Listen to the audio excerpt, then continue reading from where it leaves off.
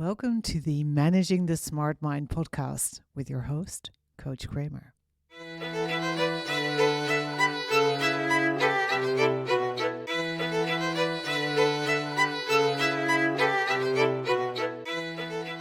This is episode 10, Frustration as Fuel.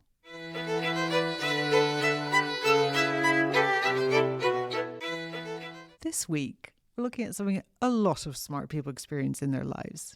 Frustration. Frustration about other people. Frustration about meetings. Frustration about customer service, or rather the lack thereof.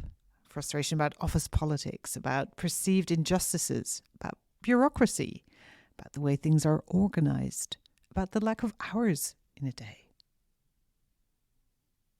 Think of the last time you contacted the customer service of a big bureaucratic organization. How powerless you felt having to wade through all the menu options, explain your problem to an agent, being packed through to a different agent only to hear 20 minutes in that your problem can only be solved by registered mail. Or maybe the endless meetings you've had where you already knew the exact outcome ahead of time. X is going to object for a while, then give in and use this as leverage to push his own agenda. Y will come out in support, but only because she needs to be seen to do so. And so on and so forth. So fucking frustrating. So energy draining. So exhausting. And you may believe that there's nothing you can do about this, that these are things that aren't within your power to change. Now, I'm here to tell you that there is something you can do about it that is insanely freeing and a massive energy saver. But first, some fundamentals. Still always a philosopher. Because what exactly is frustration? The dictionary defines being frustrated as feeling discouragement, anger, and annoyance because of unresolved problems or unfulfilled goals, desires, or needs. Well, that's a bit of a mouthful. I'm going to say it again. Feeling discouragement, anger, and annoyance because of unresolved problems or unfulfilled goals, desires, or needs. It's kind of where your expectation hits a hard and unyielding wall. And I also found this even more cheerful entry on WebMD. The definition of frustration is the feeling of irritability or anger because of the inability to achieve something. Being in a constant state of frustration can lead to many problems in your life. If you continue pursuing a goal without any results, the frustration you feel can lead to other emotions that affect your well-being and mental health, such as loss of confidence, stress, anger, aggressive behavior, irritability, depression. Nice, right? Looking at this list, it becomes quite obvious how untamed frustration can eventually lead to things like burnout. You kind of feel like Sisyphus rolling the rock up the hill every day, only to be back at square one the next. And it isn't even the rolling in itself that is so frustrating, it's the knowledge that it is completely and utterly futile. Which leads me to my own, slightly different definition of frustration, which is this.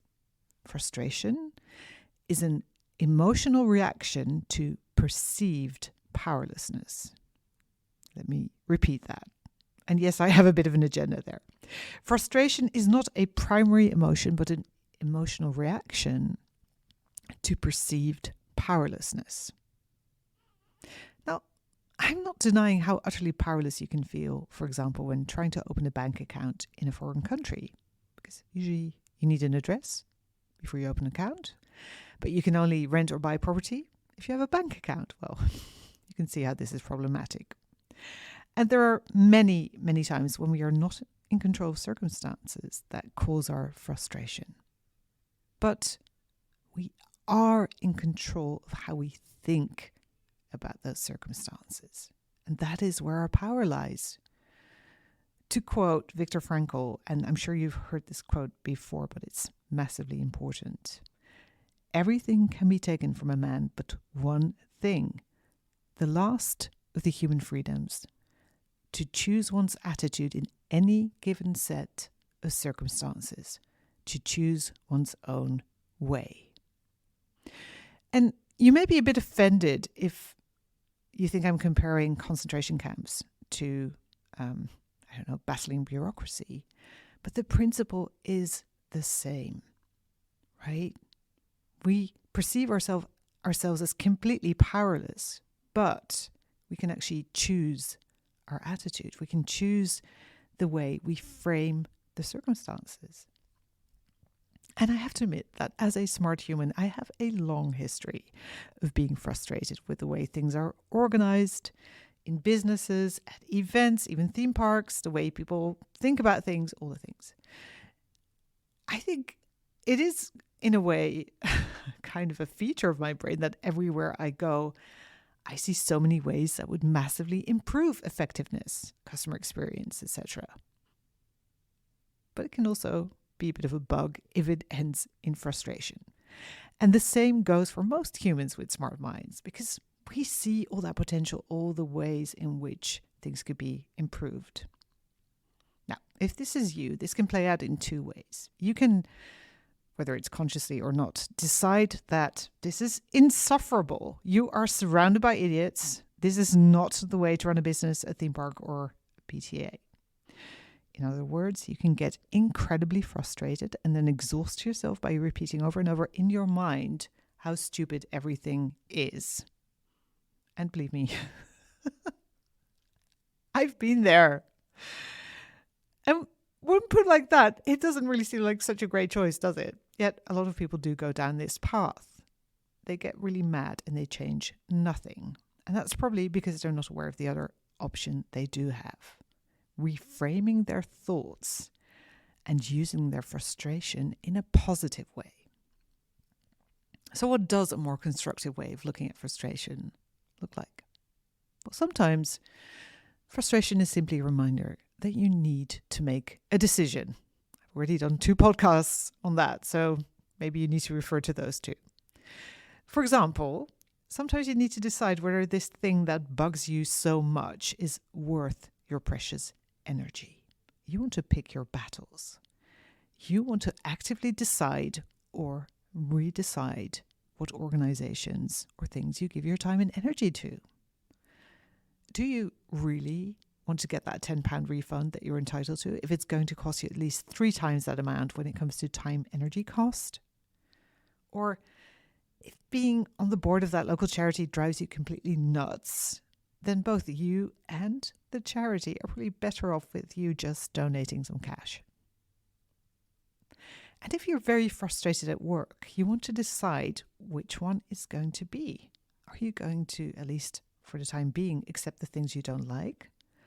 Or is this, you put a line in the sand and you go look for another job? Whichever way you decide is always better than getting mired in frustration and eventually burnout. Oh, and also, when you hate everything about your place of work, you're not a great coworker to be around. Just saying. So, when you feel a lot of frustration, ask yourself, do I need to make a decision here? And if so, make it and stick with it. But it can be even better. You can use frustration not just as a reminder to make a decision, but as fuel for positive change. And this is where I'm going to tell you a little bit about my background, because most of my life has actually been shaped around using frustration as fuel for change. I left my hometown of Haarlem in Holland at the age of 17 because I was so frustrated by the lack of opportunities to learn and grow that were available to me at that time, and made one of the best decisions ever to go study in London. And after years of having different kinds of jobs, I decided to quit my well-paying corporate job and create a vacuum because I was so frustrated with what I now describe as my work being always the answer to somebody else's question instead of my own. I built a successful photography business and then got very frustrated by the massive amount of money people were spending on the new digital cameras, only to take very, very crappy pictures, which launched my successful online teaching career. I was immensely frustrated by the way people shared pictures online on social media without fact-checking them, which resulted in a really fun collaboration with the Dutch National Archives, where we actually educated the general public on how to lie with photographs. And when I found out how many gifted people are struggling, like I was, I decided to discontinue my existing business and help them change their lives, which is why you're listening to this podcast right now. Frustration as fuel for positive change. Now, in all those situations, I could have just got frustrated and left it at that. But I realized that even though I may have seemed powerless, I wouldn't know for sure until I at least gave it a try. I used the energy of my frustration, for example, yes, another crappy picture taken with a very expensive digital camera, as fuel for change. And you can do the same. You really can be the change you want to see. And even better, it can lead you on the most extraordinary journey, which is what happened to me.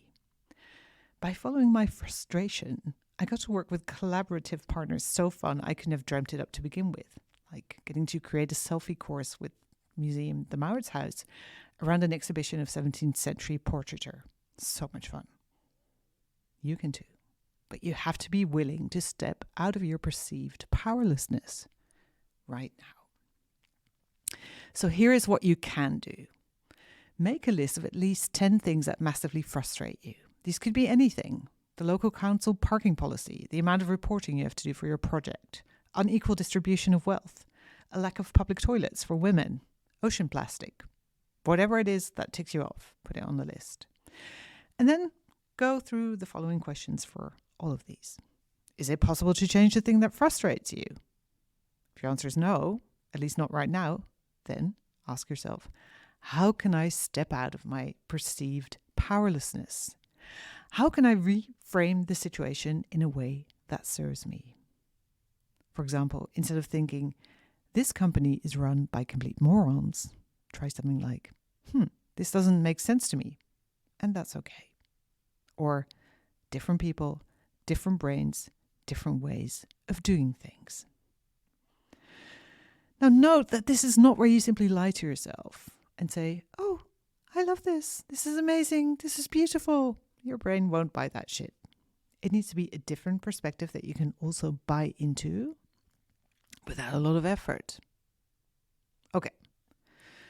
That's what you do when you can't or think you can't change the situation. You reframe. But let's say you decide you can change the thing you're frustrated about. Then first you want to check, is it worth the time and effort? Do I have enough allies, for example, if I want to change the way things are done within my company? And if not, again, you'll just have to reframe it in a way that eliminates or at least massively reduces your frustration. But if yes, bloody go and do it already. Use your frustration as fuel to be the change you want to see. And if you want to learn to manage emotions like frustration in a way that works for you rather than against you, I'd like to invite you to work with me. You can reach out to me via my website, coachkramer.org, or send me a message on LinkedIn for a free first consult. Thank you so much for listening to this week's episode. At the time of recording, the podcast is just over 30 days old, and I'm celebrating that we have just passed the 500 downloads mark. But I also know that there are millions of gifted minds out there that need better management. So if you like the podcast, I would love it if you could share it with your smart co-workers, friends, and family so they can find it too. And as always, if there is a specific topic you'd love to see covered on this podcast or someone you'd love to see interviewed, please let me know on podcast@elsakramer.com. Last but not least, don't forget to subscribe. And if you liked this episode, I'd love for you to leave a review so more people can find it and learn to manage their smart mind. I'll speak to you next week. Bye.